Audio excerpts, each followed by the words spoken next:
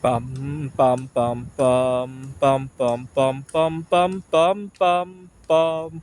The Peter Dislike Show. Bum bum bum bum bum bum bum. One thing I do not miss about back home in the United States. I'm here in Taiwan on vacation. One thing I do not miss is the overbearing amount of privilege some people ooze out of their bodies when you're around them. So, for example, I work at, I'm an adjunct professor at a community college. Some of my students are a little bit overprivileged, but more egregiously, some of my colleagues as well. They're overprivileged in the sense that they have better connectivity, better health, right? So, for example, some people can get away with eating whatever they want and will never have a mental health problem from all the crap that they eat, right? They'll never gain any weight from what they eat, which is all right. To each their own, but leave that privilege at yourself, please, right? So when out here in Taiwan, when I go out to a social outing and I say no to various, so that's like the end of it, right? Back home, I have to defend myself. Sometimes people are inappropriately curious, right? They have kids who are struggling with autism, ADHD, and they want to ask about my diet. That's something that should be a one-on-one conversation, not in the middle of a group, right? Maybe at best, if I were in their shoes, I'd probably say, "Can I talk to you one-on-one later?" Right? Not in the middle of the social environment. Hey, how did you quit drinking soda? Yeah, it's not something that I want to comfortably talk about in front of everybody, and B, it's not something I could quickly say in two sentences, right? It's a very there's a lot of moving parts to that, right? But some people forget to check their own fucking privilege, and so my favorite example is since you don't know most of my colleagues or my friends, let me talk about a celebrity who has done that. So, anybody here who has ever watched Dave Ramsey, I'm not a big fan of him. I like watching him for the comedy value, but I'm not a big fan of a lot of his ideologies. One of the things he often brings up is that the number one determiner of wealth in the United States is marriage. Let me correct that statement for him. The number one thing people discriminate about and will uh, reward you. Our society will wrongfully reward you for is marriage. There, I corrected his statement.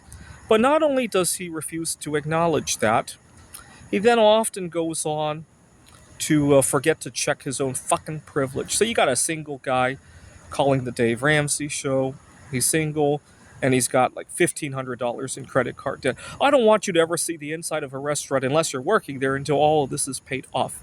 How do you think spouses come along? Do they just fall out of the sky and land in your backyard and then okay, you can then build wealth with your spouse? Right.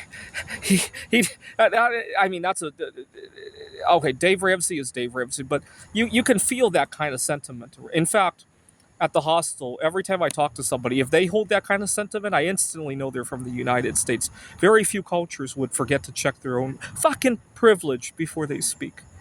I just had one. I kind of lied when I said I got away from the eating disorder problems. I was just talking to one of my roommates who says he had to be careful. He had quit smoking 2 months ago. Here in Taiwan, a lot of places are still surrounded by cigarette smoke. He has to be careful about that because he might relapse. And I told him, "Do you know something that's worse for you than cigarette addiction? What do you think is the number one killer addiction in the United States?" He guessed fentanyl. He guessed alcohol. I said, "I'll give you a hint. It's something you cannot quit entirely." He still didn't know what it was. And when I told him about it, I said, sometimes it's obviously this is comparing apples to oranges, but sometimes in the midst of eating disorder problems, I start getting envious at people who are only addicted to alcohol or painkillers because at least they have an option to get off. Oh, you could die if you try to get off alcohol or fentanyl. Yeah, you're going to die guaranteed if you get off of food, right? And he refuses to acknowledge that. And he thinks it's no big deal. What's the big deal? I'm surrounded by delicious food here in Taiwan. I'm enjoying it. Privilege! he gets away with it, and and I told him, you got to understand, it's not just I enjoy food, it's literally going out to get food when your life is in danger from doing that, right? Traveling to a dangerous city and 2 a.m., 3 a.m., your favorite food's calling your name. You got to get out to get it, or jeopardizing your job, your career, or even a relationship. And he says, "Why are you traveling to Taiwan? Then go home and go to therapy." Gee, am I not allowed to have a life? I mean, maybe I am getting therapy, but does that mean I can't have a life as well? Privilege, privilege, privilege. And I hope one of these days he gets himself addicted to something really strange. Maybe he won't go back to his cigarettes. Maybe he'll never get addicted to food. But we all have our weird addictions, right? I hate to even admit some of the weirdest addictions. I'm willing to admit that I had a food addiction. I'm willing to admit that I had masturbating addiction. But there are even stranger addictions I won't say on here. And I hope one of these days he's in the midst of doing one of his addiction activities, telling us, "What the fuck am I doing?" I can't tell you how many times in the middle of doing something I know I shouldn't be doing. What the fuck am I doing? What the fuck am I doing? Can't tell you how many times I felt that way. I hope one of those days he thinks that, and then he remembers what he said back here in Taiwan, right? He's back home now. He lives in New York City. All right, but I knew within 2 sentences of talking to him he was from the United States. And here it doesn't happen so much. I would imagine if I were working here in Taiwan, maybe some of my colleagues are married.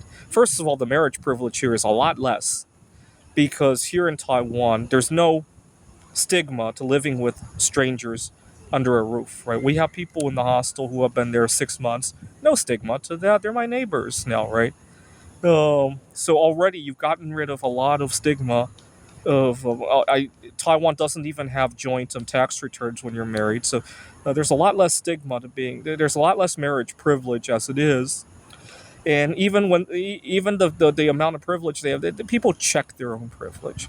They realize that not everybody has the same set of circumstances. We don't make assumptions here. This is the Peter Dislike Show. Bum bum bum bum bum bum bum bum bum bum bum bum.